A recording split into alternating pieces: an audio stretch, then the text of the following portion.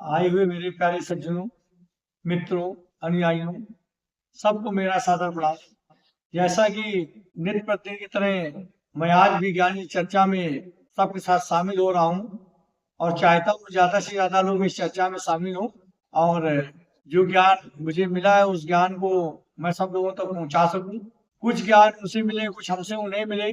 इसी इच्छा के साथ मैं ज्ञान की पाठशाला आयोजित करता हूँ और नित्य प्रतिदिन की तरह आज भी मैं ज्ञान की चर्चा में सबके साथ शामिल हो रहा हूँ और मैं चाहता हूँ कि जो भी बातें, जो भी विचार, जो भी वार्तालाप यहाँ पर होते हैं, उनमें सब लोग फुर्सत के क्षणों में मनन करें, उसके बारे में विचार करें, उन विचारों को समझने का प्रयास करें।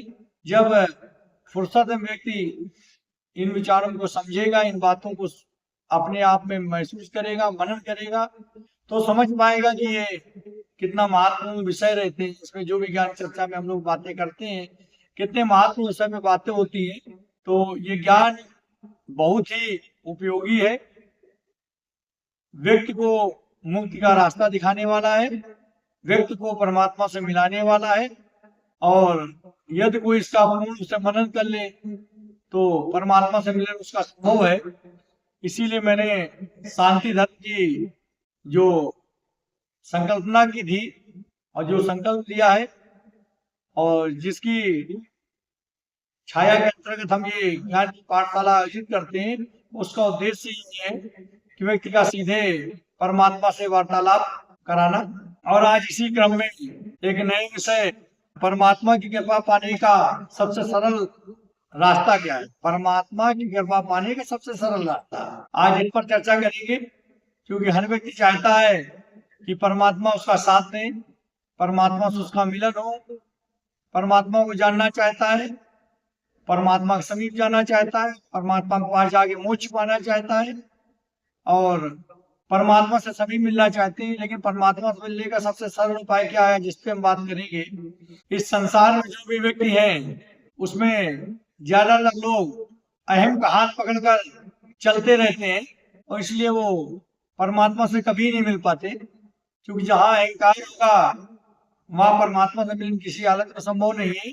परमात्मा से मिलना है तो श्रद्धा, पूर्ण श्रद्धा की आवश्यकता है। क्योंकि जहाँ श्रद्धा होती है वही भक्ति होती है। भक्ति का आधार ही श्रद्धा है, भक्ति का आधार ही श्रद्धा है। जहाँ श्रद्धा है वहां भक्ति है, वही विश्वास है।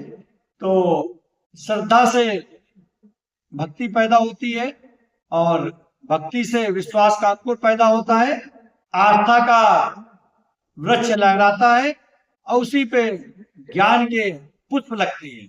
यानी अगर हमें ज्ञान पाना है तो हमें श्रद्धा रखनी होगी, परमात्मा पर श्रद्धा रखनी होगी। और जब परमात्मा पर हम श्रद्धा रखेंगे तो विश्वास पैदा होगा, भक्ति पैदा होगी और विश्वास जब पैदा होगा तो आस्था का वृक्ष लहराएगा और फिर उसमें ज्ञान की पुष्प लगेगी और ज्ञान की पुष्प लगने से अज्ञानता दूर होगी और ज्ञान का प्रकाश फैलेगा।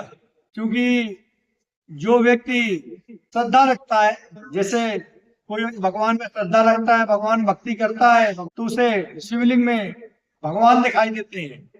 और जो व्यक्ति श्रद्धा नहीं रखता, भक्ति में विश्वास नहीं रखता, उसे वो शिवलिंग एक पत्थर के टुकड़े की तरह दिखाई देगी। तो श्रद्धा से ही हमें उस मूर्ति में भगवान दिखते हैं और श्रद्धा न होने से पत्थर टुकड़ा दिखती है। इसका मतलब श्रद्धा से व्यक्ति निष्ठावान हो जाता है और संशय और शक का जो अंधेरा है वो दूर हो जाता है।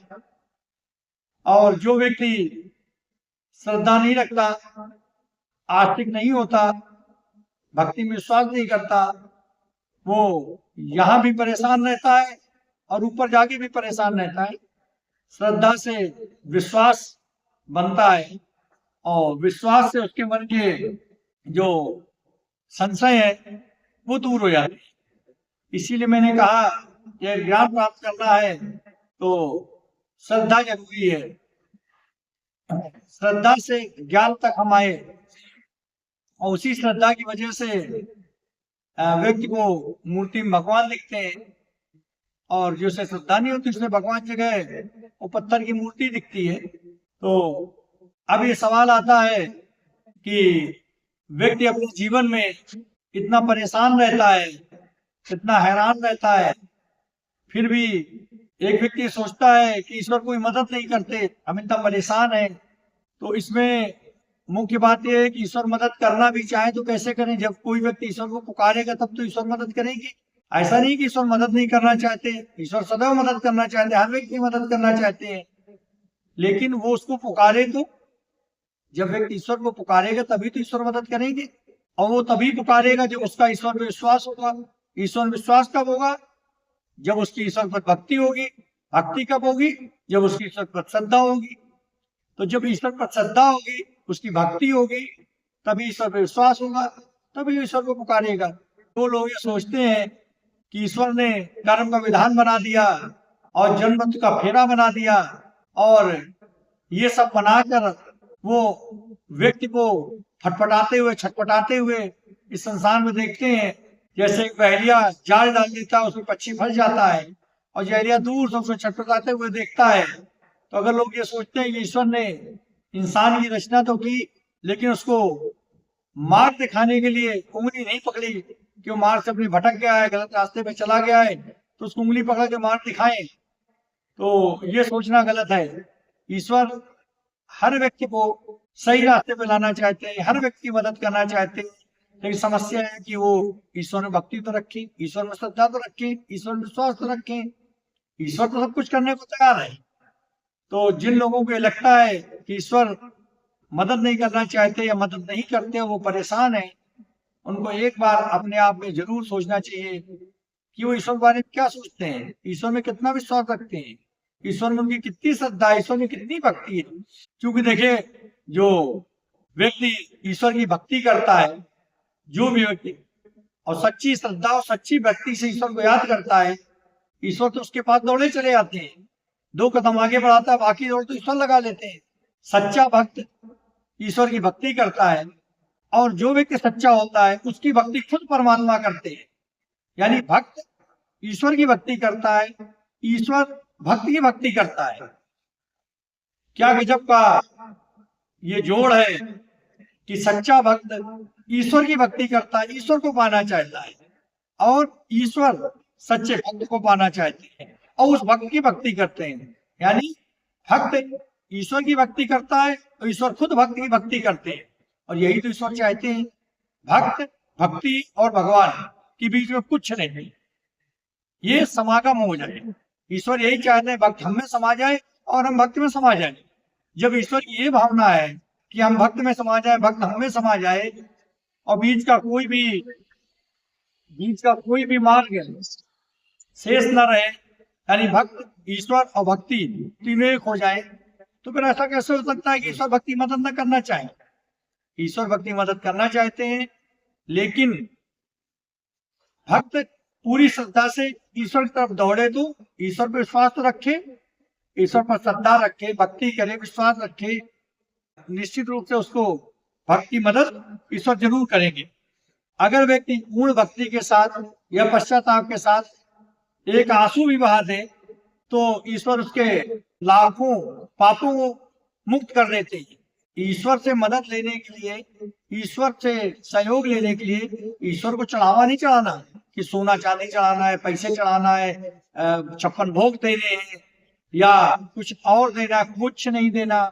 एक दाना चावल, आधा दाना चावल, एक फूल की पत्ती, थोड़ा सा जल, श्रद्धा से यदि अर्पित कर दिया है, एक फूल की कली, श्रद्धा से यदि एक फूल की कली, एक चावल का दाना भी अर्पित कर देवे, तो उसकी भक्ति को भगवान स्वीकार कर लेते हैं, बशर्ते वो श्रद्धा के साथ और भक्ति के साथ अर्पण किया गया हो। यानी एक पत्ती से व्यक्ति को ईश्वर मिल सकते हैं। ईश्वर की भक्ति करने से, एक पत्ती से, एक फूल से, एक चावल के दाने से ईश्वर मिल सकते हैं, ईश्वर से मिलन हो सकता है, ईश्वर का सहयोग प्राप्त हो सकता है। उन्हें सोना चांदी नहीं चाहिए, लाखों रुपए नहीं चाहिए, जेवर जेवरात नहीं चाहिए, 56 भोग नहीं चाहिए, कुछ नहीं चाहिए। बस भक्ति कैसी होनी चाहिए? एक समय, केवल एक समय। भक्ति आसक्ति से रहित होनी चाहिए, आसक्ति नहीं होनी चाहिए। आसक्ति से यानी किसी की जरूरत उसमें नहीं है, ना मंत्रों की, ना पूजा पाठ की, ना किसी की भी जरूरत नहीं है। वो सीधे भक्ति करे, न किसी प्रवचन की, यानी वो सीधे ईश्वर की भक्ति करे और भक्ति और ईश्वर का साथ रहे और उसे ईश्वर का साथ मिलेगा। अगर पश्चाताप का एक आंसू व्यक्ति बहा दे पूर्ण भक्ति के साथ, पूर्ण भक्त जो है पश्चाताप का एक आंसू बहा दे तो लाखों उसने जो गलतियां की उनको भी ईश्वर माफ कर देते हैं। एक पत्ती अर्पण कर दे भक्ति के साथ तो उसके पापों को माफ कर देते हैं। अब सवाल आता है कि अगर इतनी सरलता से ईश्वर माफ कर देते हैं तो कर्म, धर्म, विधान ये बनाने का क्या मतलब है? अब मेन बात ये आती है कि इनका क्या मतलब? इनका मतलब ये है कि जब व्यक्ति अंधकार में होता है, भक्ति में लीन नहीं होता है, तो उसे ये चीजें दिखाई नहीं देती, वो इन चीजों को देख नहीं पाता है। केवल पश्चाताप का एक आंसू ही उसे सारी चीज मुक्त कर देता है। ये कर्म, विधान, विधि विधान जो बनाए गए हैं ये तो अज्ञानता के अंधकार में झिलमिलाते हुए सितारे हैं। जो कर्म, विधि, विधान जो भी बनाए गए, धर्म, ये अज्ञानता के अंधकार में झिलमिलाते हुए सितारे हैं। जहां इनमें ज्ञान का प्रकाश बढ़ता है, भक्ति का प्रकाश बढ़ता है, ज्ञान का प्रकाश बढ़ता है, ये अपने आप छुप जाते हैं। तो इसका मतलब क्या है? सीधा सीधा कि हमें ज्ञान को ढूंढना चाहिए। ईश्वर से मिलना है तो ज्ञान को ढूंढना चाहिए, श्रद्धा के साथ भक्ति करनी चाहिए। ज्ञान को ढूंढो, ईश्वर को ढूंढो, ईश्वर से मिलन होगा। उसके लिए किसी की आवश्यकता नहीं, किसी प्रवचन की, किसी मंत्र की, किसी चीज की जरूरत नहीं, सीधे ईश्वर से आप मिले। और यही मेरे शांति उद्देश्य था, व्यक्ति सीधे ईश्वर से मुलाकात कराना। तो हमें पूर्ण भक्ति के साथ आसक्ति से रहित भक्ति करनी है। आसक्ति से रहित भक्ति करेंगे हमें ईश्वर से मिलन होगा। भक्त और भक्ति और ईश्वर के बीच में कोई चीज नहीं होती। भक्त भक्ति ईश्वर भक्ति की भक्ति करते हो, भक्त ईश्वर की भक्ति करता है। तो आज हमने ये देखा कि किस तरह से श्रद्धा के द्वारा हम ज्ञान को प्राप्त कर सकते हैं और ज्ञान के द्वारा हम अपनी बुद्धि को, कर्म रूपी बुद्धि को खोल सकते हैं और अपनी बुद्धि द्वारा हम परमात्मा से कैसे मिलन कर सकते हैं।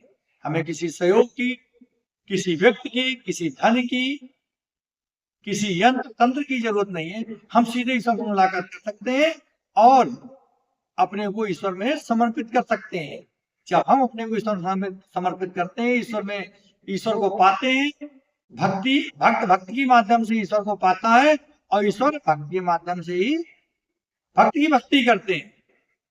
तो दोनों एक हो गए। तो ईश्वर को न मिलने का कोई सवाल नहीं है। जो कोई कहता हमको ईश्वर नहीं मिलते, ईश्वर का साथ नहीं मिलता, हमको सहयोग नहीं मिलता, इसका मतलब उनकी श्रद्धा में, उनकी भक्ति में कमी है। वो आसक्ति रहित भक्ति नहीं कर पा रहे। आसक्ति रहित भक्ति करो और ईश्वर से मुलाकात करो। जो मेरे धर्म का उद्देश्य है उसी के अंदर आज मैंने कहा कि ईश्वर को पाना है, परमात्मा से मिलन करना है, तो अहंकार को छोड़कर ज्ञान को पकड़ो, श्रद्धा के माध्यम से ज्ञान को पकड़ो और भक्ति के माध्यम से भगवान में समर्पित हो जाओ और मोक्ष प्राप्त करो। सारे पापों से मुक्त हो जाओ और जन्म मृत्यु के बंधन से फुर्सत हो जाओ। तो आज मेरी ज्ञान की चर्चा यहीं पर समाप्त होती है। अगले दिन फिर आप लोगों के सम्मुख एक नए विषय के साथ इस ज्ञान की चर्चा में शामिल होंगे। तब तक के लिए नमस्कार। ओम नमः शिवाय। जय।